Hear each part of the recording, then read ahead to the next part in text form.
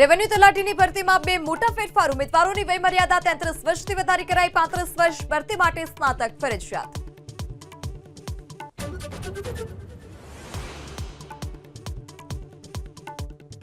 અમરેલીમાં મનરેગાના કામમાં 8 કરોડ સુધીના ભ્રષ્ટાચારનો ભાજપ નેતાનો આરોપ. જિલ્લા પંચાયતના સભ્ય વિપુલ દત્તાએ સીએમને લખ્યું પત્ર. હસમુખ પટેલની અધ્યક્ષતામાં તપાસ કમિટીની માંગ.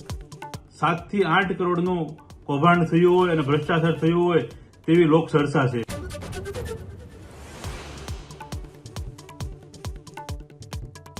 ભાવનગરમાં અક્ષરવાડી મંદિર પાસે ગુજરાત ગેસની લાઇનમાં લીકેજ. ડ્રેનેજની કામગીરી દરમિયાન બની ઘટના. કંપનીના અધિકારીઓ પહોંચ્યા સ્થળ પર.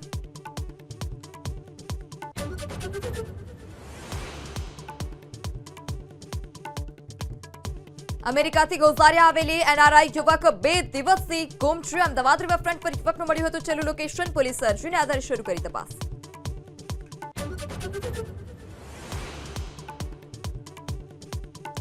ગીર સોમનાથના ઉનાના નાથણ ગામમાં ઝડપાયો બોગસ ડોક્ટર. બાબુ ડાભી નામના શખ્સની ધરપકડ. મોટી માત્રામાં દવાનો જથ્થો કરાયો જપ્ત.